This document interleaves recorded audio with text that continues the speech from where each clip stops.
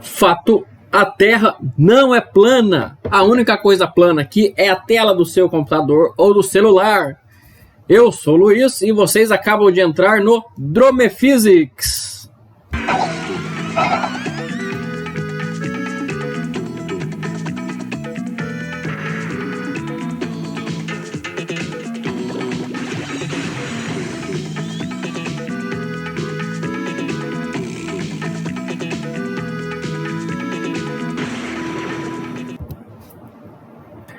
Olá a todos, sejam bem-vindos ao começo do fim. É, isso mesmo.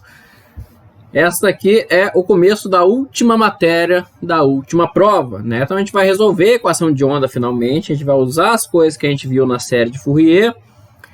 E depois vamos falar sobre luz e som e acabou, né? Acabou o semestre, tá? Então, vamos lá. Qual é a equação de onda, né? É aquela lá. 1 sobre v ao quadrado, derivada segunda de y em relação ao tempo é igual a derivada segunda de y em relação a x, tá? Então essa é a equação de onda.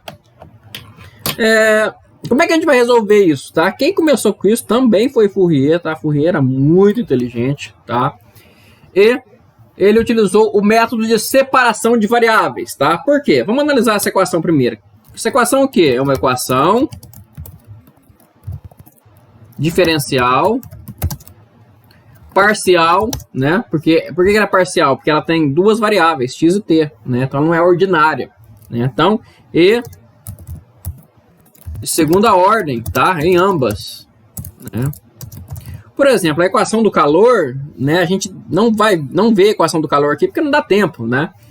Mas a equação do calor é parecida com essa, só que é uma equação de segunda ordem no x e de primeira ordem no t, né? Essa aqui é parcial de segunda ordem nos dois, né? Então, é a equação diferencial parcial de segunda ordem em ambas. Então, por ser uma equação diferencial de segunda ordem, né, a gente precisa de duas condições, né, iniciais, né? Então a gente tem duas condições para x e duas condições para t, né? No caso de x, a gente tem o que a gente chama de condições de contorno, tá? Por que chama condições de contorno? Porque ela dá, ela fala como é que é a extremidade da nossa função, tá? No caso de uma onda na corda, né? Pensa num violão, né? Então o violão você amarra a corda ali na ponte, amarra a corda lá na tarraxinha e você tem pontos fixos, tá? Então as condições de contorno, né? O que ela vai nos dar? Nos dá quanto vale, né? O nosso y, que depende de x e t, né? Nos pontos y igual a 0 para qualquer tempo e também y igual a L, que é o outro extremo da corda, para qualquer tempo, né? Então, essas são as condições de contorno, tá? Então, vamos desenhar aqui. Pensa aqui na cordinha. Essa é uma corda. A gente vai amarrar a corda aqui. Então, amarrado. Glória a Deus. E aqui também. Tá? Então, o que significa isso? Significa que esses pontos que estão amarrados são pontos fixos. Então, eles não vão oscilar, tá? Eles não oscilam. Então, as condições de contorno que a gente tem para onda na corda não são as únicas, tá? Você pode ter uma corda, por exemplo, com uma extremidade móvel, em vez de uma extremidade fixa, mas aqui não vai dar tempo de a gente abordar tudo, né? Aqui é só a introdução. Então, neste caso, né, para ondas na corda, vamos assim, cordas amarradas, né, como exemplo, violões, né, violões, violinos, violoncelos, violas, as duas violas, a caipira e a viola clássica, baixo, como diz o Dave 504. Então, para casos, né, para ondas amarradas, então eu tenho que o meu y de 0 e t é igual o meu y de L e t, que é igual a 0. Tá? Ou seja, simplesmente os pontos finais iniciais dessa minha corda não oscila, tá? Então aqui eu já tenho duas condições. Então isso aqui são duas condições de contorno, né? Então vamos circular aqui assim, ó, vamos botar assim. Então, ó, essa é a primeira, essa é a segunda. Então, duas condições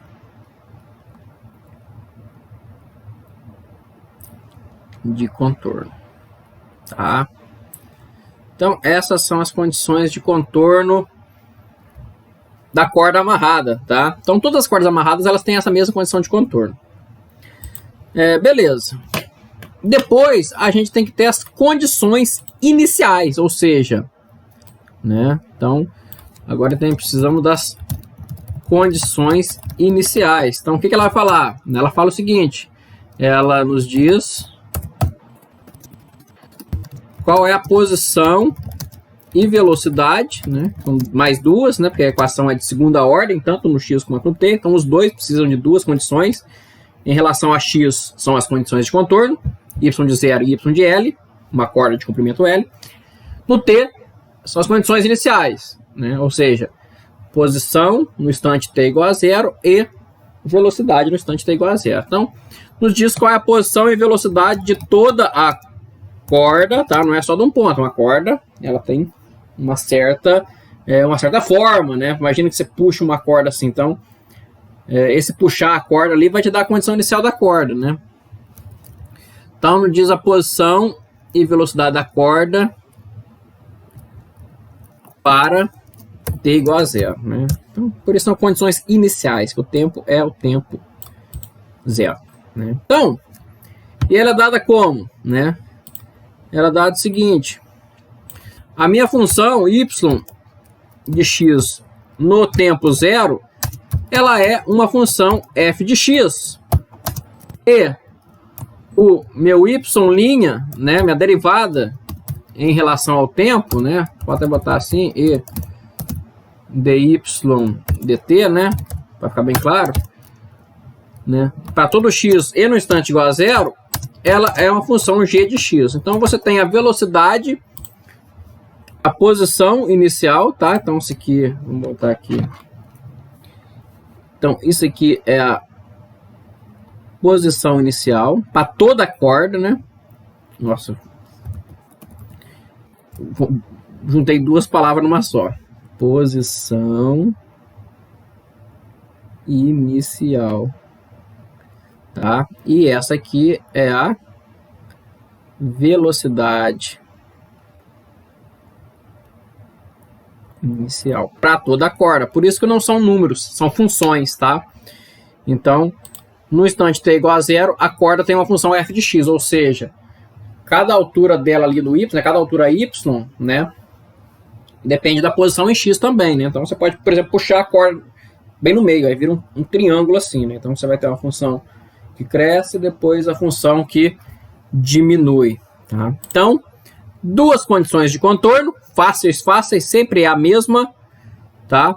Y de 0 e t igual a y de LT, que é igual a 0, duas condições iniciais, tá? Então, uma é x igual a 0 e outra é t igual a 0, tá? Mais que isso, para facilitar mais nossa vida ainda, tá? Então, em geral, tomamos g de x igual a 0. Ou seja, a gente considera que a velocidade inicial é 0. A corda, né, vai ser estimulada de alguma maneira, né? Pensa que você puxou a corda assim, então não tem velocidade, ela está paradinha. Então vai começar a contar o tempo na hora que você soltar a corda e ela começar a vibrar loucamente, tá ok? Então, duas condições de contorno, duas condições iniciais, né? Vamos botar até aqui, né? Então, esse conjunto aqui gera as duas condições iniciais. Então, essas aqui são as duas condições iniciais e essas aqui são as duas condições de contorno.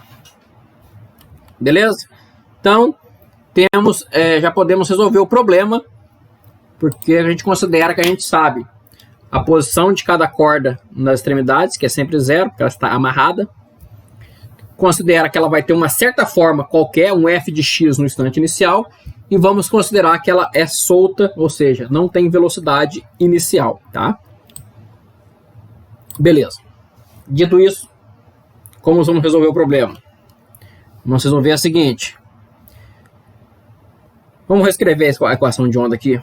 1 sobre V2, D2Y, dt2 é igual a d2y, dx2. Primeira coisa que a gente vai propor, quem fez isso foi Fourier.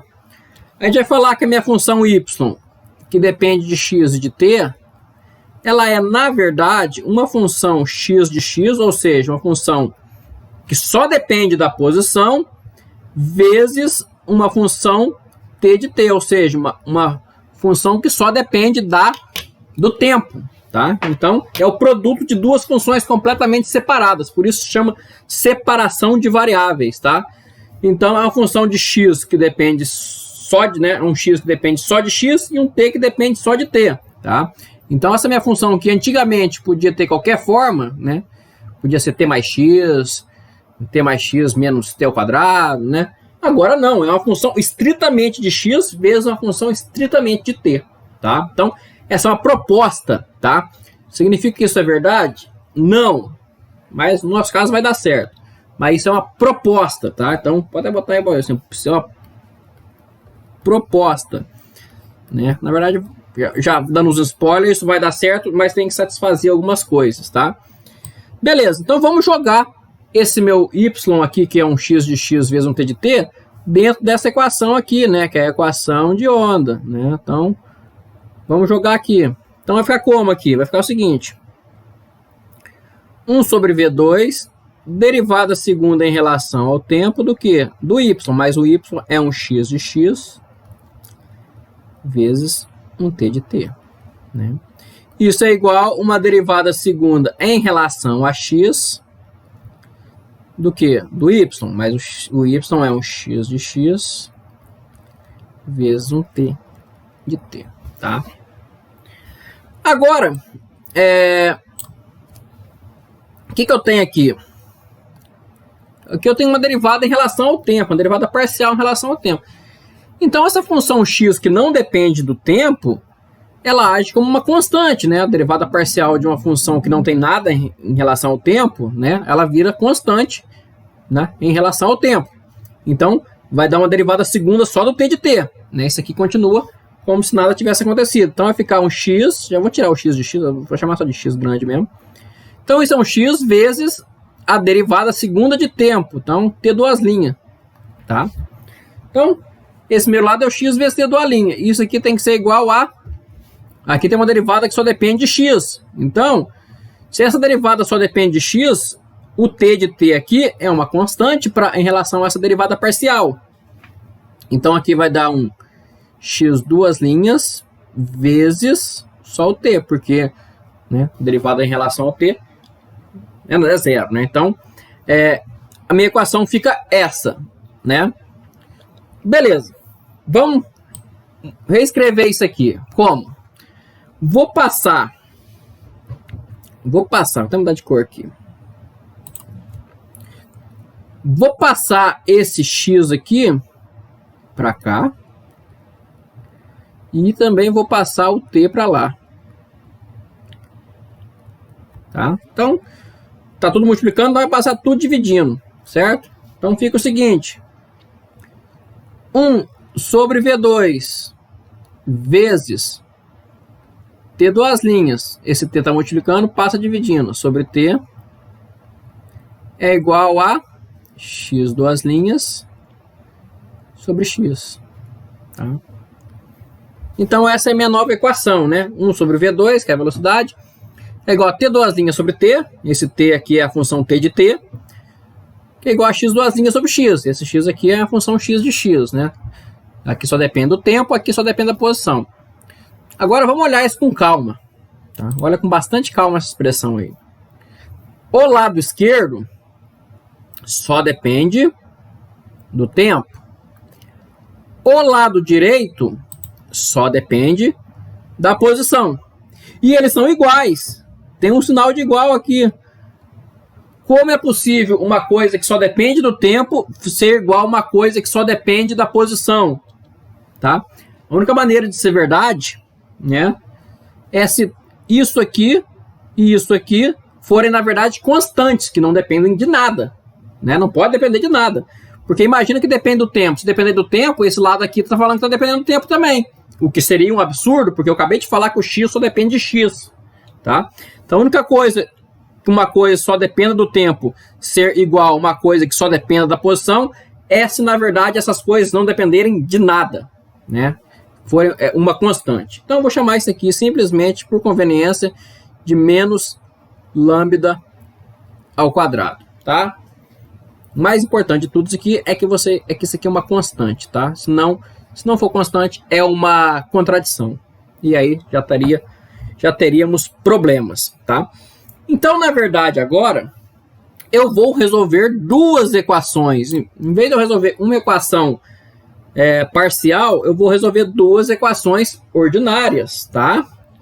É a equação x duas linhas igual a menos lambda ao quadrado x, né? Só multipliquei aqui cruzado, né? Só que o lado de cá também é igual a menos lambda ao quadrado. Então é a equação t duas linhas é igual a menos v ao quadrado lambda ao quadrado t, tá?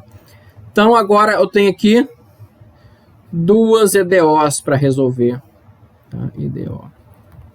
Duas equações diferenciais ordinárias. E mais que isso, as duas são osciladores harmônicos, né? Osciladores harmônicos simples, né? Se você chamar isso aqui, né? Se você lembrar que isso aqui for o ômega ao quadrado, né? Você tem o meu x de t lá do oscilador harmônico, né? Então, são dois osciladores harmônicos para resolver, que a gente já está cansado de resolver oscilador harmônico, né? Então, a equação é a seguinte: x duas linhas mais lambda 2x é igual a zero. Escreve-se aqui na forma de um operador. Derivada mais lambda 2 aplicado no x é igual a zero, né? Logo, eu tenho o seguinte, aqui é a derivada segunda, né? Duas linhas. M ao quadrado é igual a menos lambda ao quadrado. Então, m é igual a i lambda, né? Então, a solução é uma exponencial imaginária, uma exponencial complexa, né? Então, a solução x de x seria né? Vamos botar aqui. Então, qual que é a solução x de x aqui, né? Então, o meu x de x, ele seria um a exponencial de i lambda x mais um b exponencial de menos i lambda x. Só que esse aqui é uma parte, esse aqui é uma solução complexa, e eu não quero a solução complexa, eu quero só a solução real, né? Então, em vez de escrever desse jeito, eu posso escrever como senos e cossenos, né? Então, eu vou ter o seguinte, x de x é a cosseno de lambda x mais b seno de lambda x, tá? Beleza? Então essa é a solução. Temos que achar lambda ainda, né? Nós não achamos lambda. E como que eu acho o lambda? Vamos lembrar agora das condições de contorno, tá? Então, vamos até escrever aqui. Lembrar-nos... Será que eu usei essa mesóclise certo? Não sei. Lembrar-nos das condições de contorno. Então, precisamos nos lembrar da condição de contorno. Então, lembrar-nos das condições de contorno. O que ela diz? Ela diz que o y de 0 e t é igual ao y de L e t é igual a zero. Ou seja, né, x de 0, como eu separei as variáveis, implica que x de 0 é igual a x de L é igual a zero. Então, vamos botar aqui, vamos botar 0 e botar aqui o x igual a 0 e ver o que dá. Então, né, eu vou ter o seguinte, dessa primeira condição aqui, eu tenho 0 é igual a vezes cosseno de 0, que é 1, então vou dar A, mais B vezes seno de 0, que é 0. Então, esse termo aqui vai a 0. Né? Então, já tem aqui que A é igual a 0. Tá? Então, A é igual a 0 logo de cara. Logo, meu x de x é só um B seno de lambda x. Tá? Então, x de x é, na verdade, B seno de lambda x. Beleza. Agora vamos usar a segunda condição de contorno, que é essa aqui, ó. X de L é igual a 0. Essa é a segunda condição de contorno. Então, vamos botar x valendo L, que é o comprimento da corda, tá? L é sempre comprimento. E vamos falar que quando x vale L, isso também dá 0. Então, 0 é igual a B seno de lambda L. Tá? Beleza. Se eu botar B igual a 0 aqui, eu tenho a solução trivial, porque aí A igual a 0, B igual a 0, tudo é 0. Né? Então não nos interessa. Então eu tenho que obrigar, né, o seno de lambda L ser 0. Ora, quando o seno de lambda L é 0, né, ele é 0 se o lambda for π, porque o seno de π é 0, se ele for 2π, se ele for 3π, tá? Então, se ele for um múltiplo inteiro de π, então, se o lambda for m vezes π, com m pertencendo aos naturais, não negativos, que eu não quero um número zero aqui, que não faz diferença nenhuma, eu satisfaço a solução, tá? Então, eu tenho o seguinte. Então, meu x de x, ele é um B seno de MP. Vou botar assim, x de x é igual a um B vezes seno de MP sobre L x, né? Porque aí, né, quando o x for L, né, quando o x for L, né, aí esse L daqui corta com o de baixo, vira só seno de MP e eu retomo isso aqui. Então minha solução é essa: B seno de MP sobre LX. Beleza. Ah, isso aqui tem sobre L, né? Sobre L. Beleza. Então, essa é a solução. Mas qual dos M's que eu escolho? Porque eu posso ver que sendo esse M pode ser 1, esse M pode ser 2, esse M pode ser 3. Pelo princípio da superposição linear, o que ele fala? Né? Todos esses M's satisfazem a equação. Se todos satisfazem a equação, todos são solução. Então, o meu x de x é, na verdade, uma somatória de m igual a 1 até o infinito de um BM seno de MP sobre LX, tá? Então, essa é a minha solução. A minha solução é uma série de senos, tá? Ela é uma série de senos. Então, eu achei o x de x. Falta eu achei não só o x de x, né, como também achei o lambda, né? Lembrando que o lambda é MP sobre L. Então, de uma tacada só, eu achei o meu x de x e achei o meu lambda, que é aquela constante que eu falei lá, que para t de t é igual a x de x, né? Então, de uma tacada só, eu achei tanto o meu x de x quanto o meu lambda, tá? Beleza. E quantos que vale agora o meu t de t? Tem que resolver a equação t de t, né? Então, a equação t de t era qual? Era t duas linhas, né? é igual a menos V2 lambda 2 T.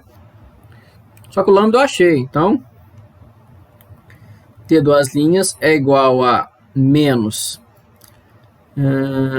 V vezes MP sobre L, que é o lambda, ao quadrado, vezes T, né? Então essa também é uma solução tipo oscilador harmônico, né? Isso aqui é um oscilador harmônico simples, né?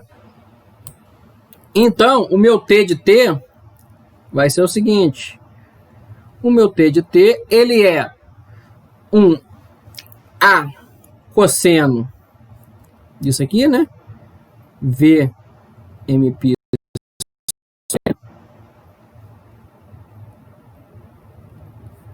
mais um B vezes o seno de V MP sobre LT, tá? Essa é a solução T de T. E agora, para me achar essas condições aqui, A e B, né? Aí eu vou precisar... eu sei que o meu T duas linhas, né? T duas linhas de T, avaliado em T igual a zero, é zero, né? T duas linhas não, tem uma linha só. A velocidade inicial é zero, lembra disso? Essa é uma condição inicial. Então, lembrar-nos aqui das condições iniciais. E essa é uma condição inicial. A derivada de T em T igual a zero é zero. Então, vamos derivar aqui, né? Então, meu T' de T é... a derivada do cosseno é menos seno. Vai sair isso tudo aqui para fora. Nos dois vai sair tudo para fora. Então, vou botar em evidência. Então, vai dar o seguinte aqui. VMπ sobre L, que multiplica A, derivada do cosseno, menos seno. Então, menos A seno de VMπ sobre LT. E aqui, derivada do cosseno é cosseno, então mais B cosseno de VMπ sobre LT. Tá?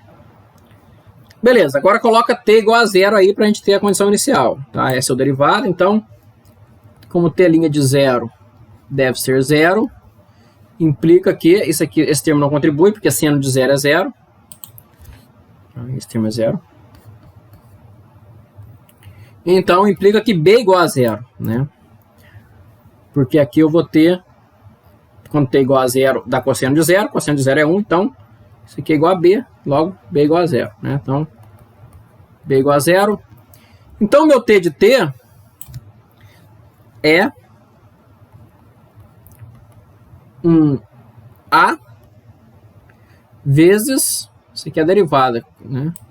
Se o B é igual a zero, então ele é um A vezes um cosseno, ó. É aqui, ó, A cosseno de Vπ sobre LT. Então, o meu T de T é um A cosseno de MP sobre L, até a velocidade, né? Vezes VT, tá? Beleza. Então, quanto que vale meu Y? Né? Lembra que isso aqui é só técnicas, né? Mas eu quero achar o meu Y de X e T, que ele é a equação de onda. Ele é o X de X vezes o T de T, tá? Então, eu posso escrever ele da seguinte forma. Y de X e T é igual a uma somatória de M igual a 1 até o infinito do X de T vezes o T de T, que é só isso aqui. Então, vamos lá achar o X de T de novo. Cadê o X de T? Olha lá. BM seno de MP sobre LX. Tá? Então, uma somatória de BM, que eu tenho que determinar os BMs, seno de MP sobre LX, vezes o T de T, que é um A, que é uma constante, que vai ser multiplicado pelo B, que vai dar uma constante também. Eu posso simplesmente sumir com ela, né? Essa aqui engloba ela também, vezes o cosseno de MP sobre L vezes V vezes T, tá? Então, essa é a solução da equação de onda, considerando duas condições de contorno, y de 0 e t igual a y de L e t, que é igual a 0, e uma condição inicial, velocidade igual a 0. O que falta aqui? Falta a última condição inicial, né? Então, vou até escrever aqui. Lembrar-nos da última condição inicial. Lembrar-nos da última condição inicial, tá? Qual é a última condição inicial? Ela diz respeito a qual que é o meu y de x no instante 0. O que ele fala? Isso aqui é uma função f de x qualquer.